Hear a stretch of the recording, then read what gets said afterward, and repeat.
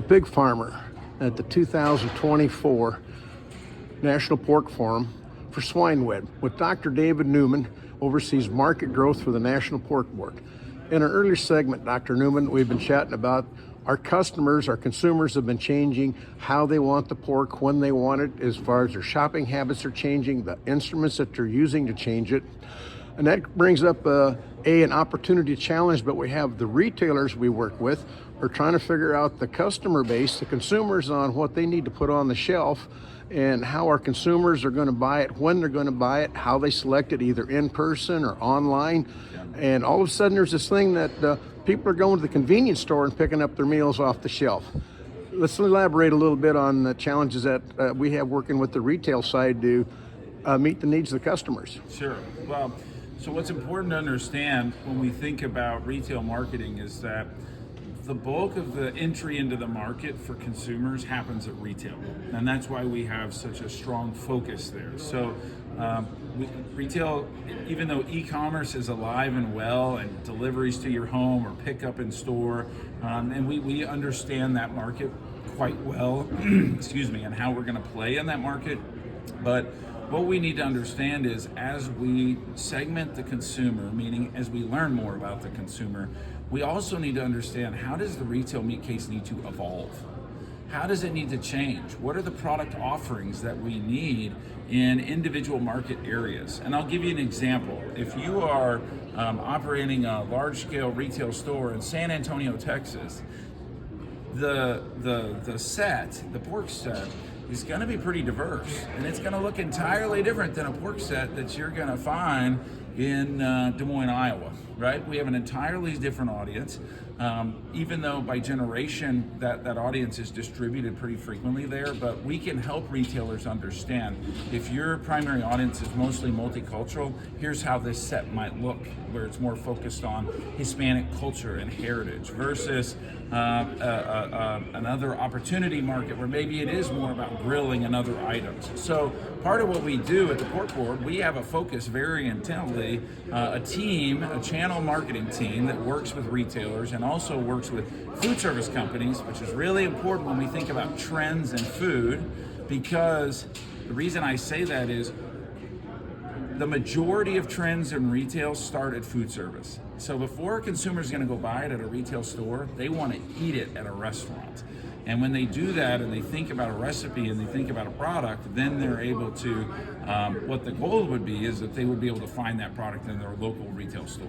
What are we hearing from, when we put it on the retail side, is it, you mentioned the restaurants or food service, what are they saying about our product and what are they demanding that they'd like to see or have next from us? Yeah, well, over the years, one thing that we have tried to focus on as an industry is consistency, making a more consistent product. But when you think about very popular grilling items like ribs, and you think about chops, and you think about the category assortment that's there, this also comes down to packaging.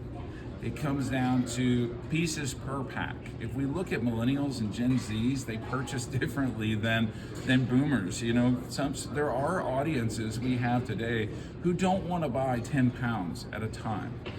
They also want to explore new cuts. They also want to think about items that would be convenient for them to use in the appropriate appliance, like we talked about in your previous segment, be it an air fryer or sous vide or something that would actually fit in their Instapot whenever they come home to make a meal for their family. So it's really about honing in and working with those individual retailers and making sure that they understand how producer dollars have been invested to design information around the consumer. And that's part of our B2B or business to business strategy that we have at the Pork Board, where we don't produce pigs at the National Pork Board, but we do produce a lot of information on behalf of pig farmers. So getting that very detailed information and taking out one-on-one with a retailer, for example, a Hy-Vee that we have a great relationship with, to help encourage them to diversify their pork set or to actually think about possibly offering a new product. The reason I bring up Hy-Vee is that's where we launched ground pork.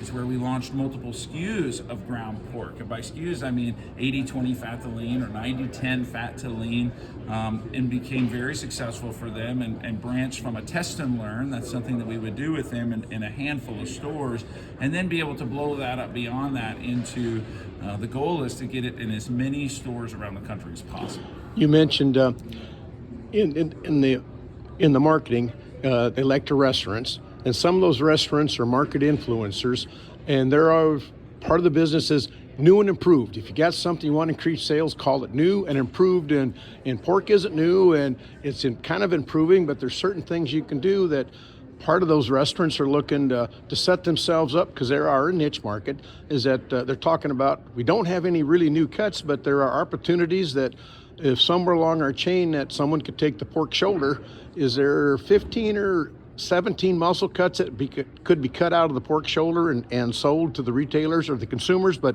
now again, that's education on how to cook a new piece. I'm going to refer to when the beef developed this thing called a flank steak. Yep. Is it took a little bit, but right now you go to town, you can't buy a flank steak because it is so demanded and popular. Have we got something that we can do that with? Sure. Well, first off, we can think about cutting a carcass differently. That's okay. I will say this though, it's very, very challenging. It's very challenging also to think about getting a processor to fabricate a hog differently. Lines are set up very specifically in certain ways. They're set up on different SKUs or different meat cut specifications. So while that can be challenging, it's not impossible. And you give the example of a flank steak and beef. Demand for those is very high, right? And for another reason is there's only two. There's one on each side, right? Another example of beef innovation was the flat iron steak, right? But in order to get to that, you have to literally get into the center of the shoulder of a beef animal. So let's go back to pork. There are items just like that we could find and we could think about, yes. Especially when you think about how our population is changing. The majority of the growth in the United States over the last 20 years has been multicultural audience, over 90%.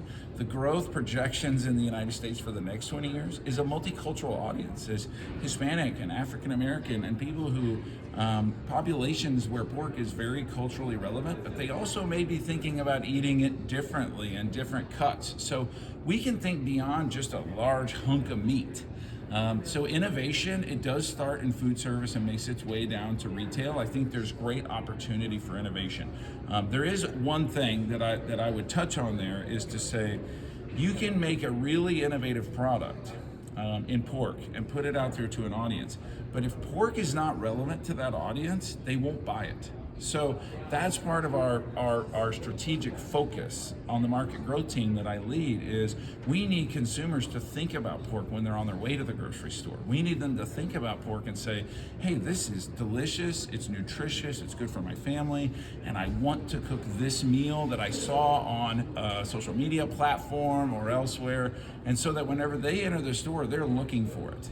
And that's really important because if you start the other direction, you may not get the sale. So you need to lean in on making pork relevant and thinking about those innovative cuts, or in other words, giving the consumer what they're looking for. What they're looking for. Right. One of the comments from the food service people we had presenting, the food influencers is the correct word, I'm sorry, food influencers kept talking about some of the things you're saying is that we've got something new, we're here and we want something new, I didn't know I could do it that way. But they kept repeating, and I didn't count how many times they said, but you got to educate. You got to educate. I thought we'd been educating people for 30, 40 years, but apparently with the different age segments, we've broken down at how they're doing it. So what have we got on the board that we're going to roll out and do different for education? Right. So I would say that we haven't missed the boat in education. So I don't want people to, I want them to understand that what I'm saying is we need to think differently. And the technology we have at our fingertips today is entirely different than what we had 10 or 15 or 20 years ago. The power of cell phones, right? That you have billions of people carrying around this incredible instrument that feeds them information. So this is about being relevant. It's no longer just about purchasing a billboard or putting an ad in a magazine. This is also about digitally targeting consumers, helping them pick out recipes, helping them get creative in the kitchen. And that's some of the things that for example, Eddie Zamora, who was the Yum Yum foodie, right, who spoke at National Pork Forum, was talking about. And doing that can help educate our consumer. Something that I said at the forum, and I say this quite frequently, daily as a matter of fact, is it's a really important point that I want the 60,000 pig farmers I represent to understand. The consumer dictates the survivability of the pig business. The consumer determines and dictates the survivability of this business. If we don't get a consumer to go into a retail store and purchase pork, or into a food service establishment and buy pork, and eat it and like it enough to repeat the process, we're in trouble. Is the background we've done in the years, the 11 or 12 years, that the We Care program, build that trust, is educate the consumer that they're concerned about our sustainability program? Is that coming back and saying that's a limitation, or has that been a cornerstone and now we've got that trust? Is the trust at a level to where the consumers don't worry about the product that they're buying because it says from the pig farmers, I trust the pig farmers, they've done a good job, now I can go have an enjoyable, eatable meal? Yeah, well, it's a great question. So trust and image is still critically important. So I think that making sure that our consumers know that we create a safe, wholesome product is very, very important.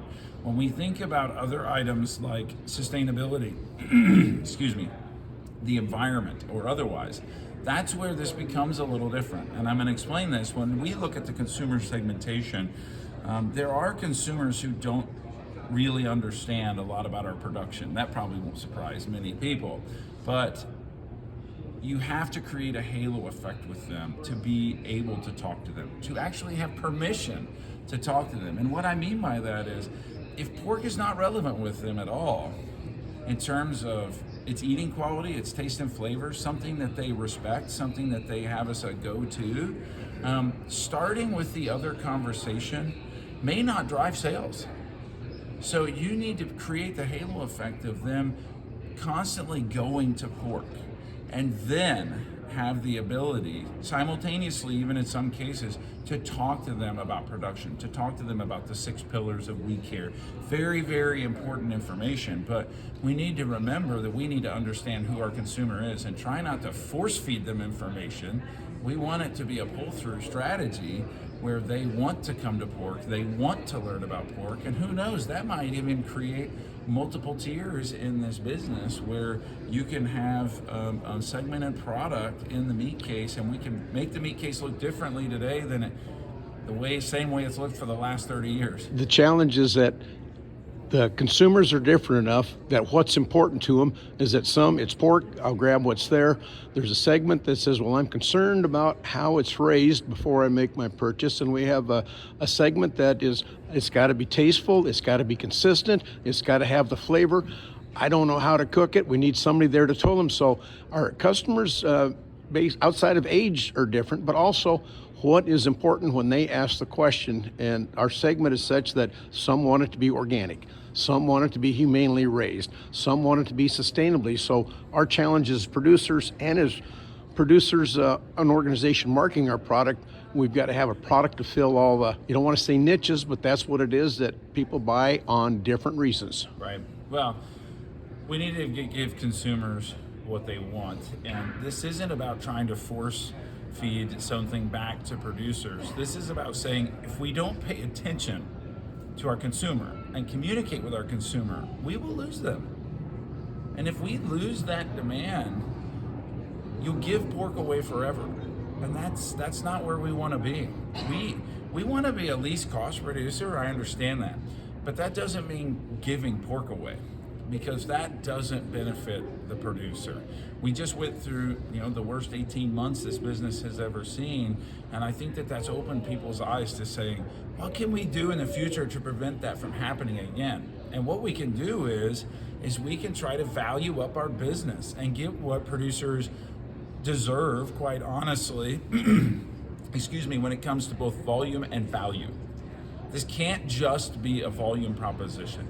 It has to be a value proposition as well. And so there are some universal truths, okay? So while we talk about segmenting the consumer and how different it can be, and the difference between a millennial mom and a multicultural segment that may be 20 years old and just coming into the workforce and those type of things.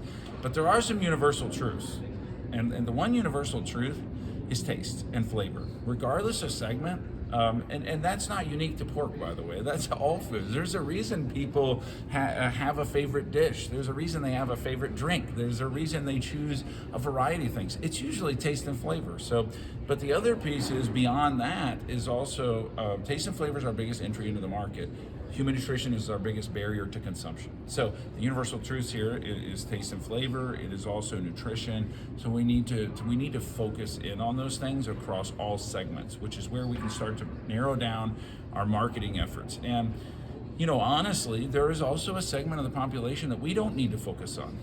They're what we call meat minimizers. They're people who aren't going to eat your product. They don't want to eat your product. They don't want to be told about your product. And that is, as you've mentioned before, is there's the shotgun approach, where we take a limited amount of money and we scatter it everywhere and we hope for good results. Or there's the approach that says, if we know very specifically the segments we want to go after and get repeat purchases or get them into our category, let's go run with those people and let's take a targeted approach and responsibly allocate producers' dollars to make that happen. We want to let our consumers, our customers know that we care, A, about what we raise on the farm, the pigs, but B, when it takes us to town and they're going to have a delightful evening and with dining experience, is that we want to put what they want on the table for them in a style, in a place that has the taste and the nutritional values that they come to expect. Is that we want to let them know that they're important to us. Yeah. They drive our business. This is the Pig Farmer at the National Pork Forum with Dr. David Newman for Swine Web. Thank you, Dr. David. Thank you. I'll let you go, but. All right.